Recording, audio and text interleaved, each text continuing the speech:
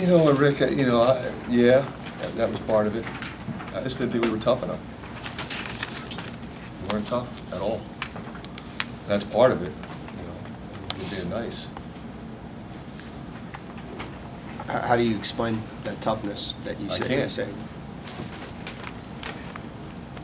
How do you measure it, Fran? What gives you? You got to start challenging some guys to be better than they are. Is that on offense in particular? Offense, defense. Talk about the two looks that you had first in regulation and overtime. Well, I want to put the ball in Marvel's hands there, and he's the guy. Thought he had a real good look. Salvi with a tip. I think Mike could have done differently was maybe try to go a little more to the basket. He kind of floated away from the defender and tried to get it in. I won't fault him there. You're in a situation where you're down 6 and all of a sudden you're laying the ball up at the buzzer to put it in the second overtime. I thought he made a pretty good play there. Tom Izzo talked about how much respect he has for your team and where you're at right now. Conversely, how much respect do you have for what they're doing? They're out a couple of guys, and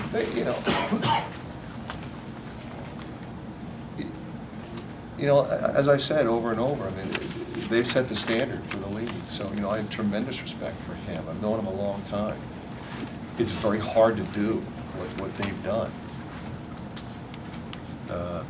Consistently be contending, for not only a league championship but a national championship. That is really hard to do.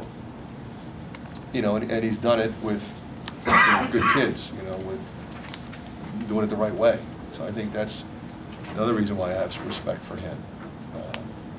He does it the right way. I guess even specifically being down a couple of guys and coming into a really tough building. Great crowd, a lot of players. But they've been down guys all year long. This isn't new. They took everything they had to beat Oakland because they were missing like 4 guys.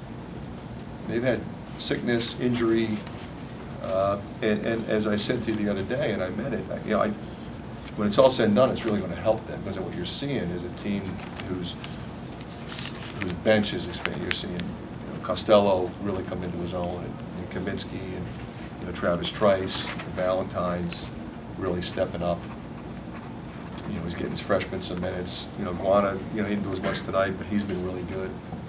So, you're talking about our depth. They've never been as deep as we. They had 10 guys ready to go tonight. All of them were really good players. And you talked about toughness. I'm sorry, Mr. Waynes. You talked about toughness. Was this anything that manifested itself over 20 games, or did it simply identify itself tonight? I don't think it manifested itself over 20 games. No. I thought tonight we were not as tough as we needed to beat this team. Just one field goal in the final 15 minutes, including overtime. How do you attribute that to? Well, we were driving the ball, we were throwing it inside, we were trying to get to the free throw line. We missed 13 free throws. That's unfortunate. We'll make our free throws, we get a good chance to win. But they missed free throws too. But I thought we were moving the ball well, and we had some real good looks at it. Just didn't make it. Tom said sometimes teams get overhyped. Do you think maybe that's part of what happened? Your team is so much hype? I don't think so. I don't think that has anything to do with it. No. I just think we lost to a really good team. This toughness was a lack of aggressiveness when the situation prevented. Well, the toughness is both physical and mental. You can't let Appling make a 3 with 1 second to go on the shot clock. He can't get that shot off. He can't. You got to know that, and you can't give up a rebound off a missed free throw from a 57% foul shooter. Can't do that. That's how games get away from you. 2 for 10 on 50-50 ball. Can't be Michigan State doing that. Because every time we didn't get a 50-50 ball, they scored. It wasn't like they just got the ball back. They scored. Can't win.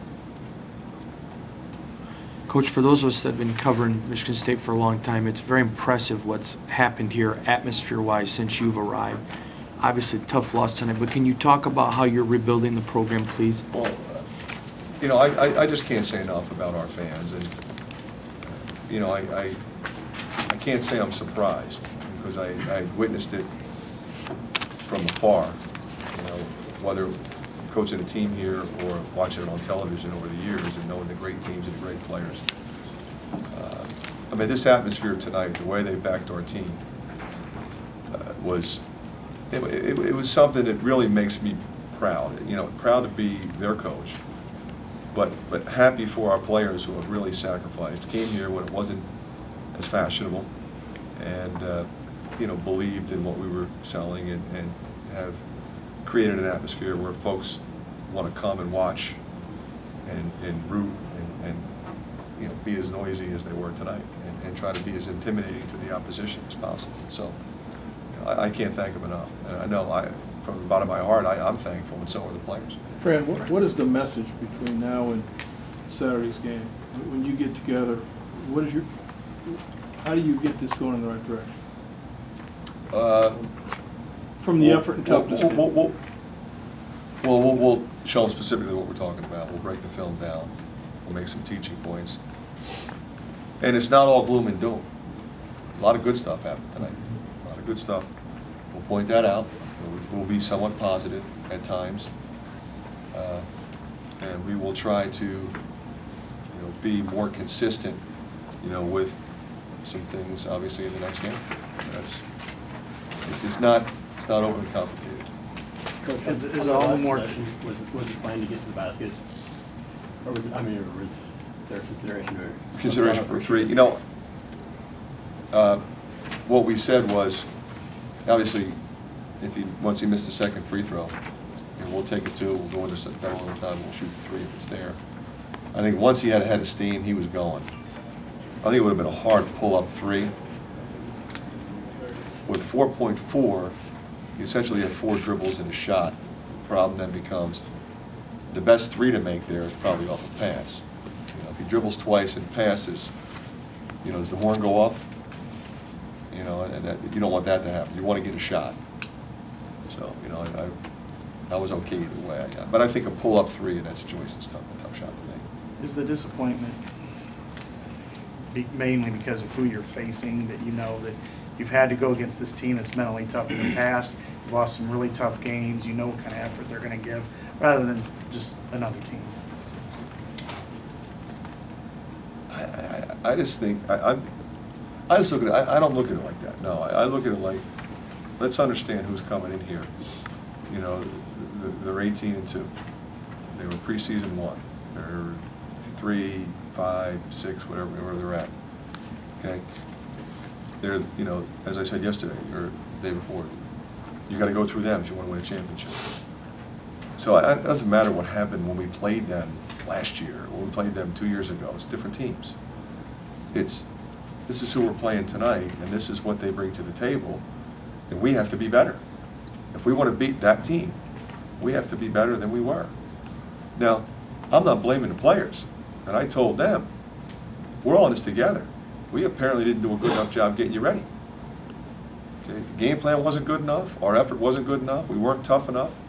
Okay? Let's go back to work, and let's do better, and try to win the next one. We get to play these guys later, but that's down the road. We've got other people between now and then.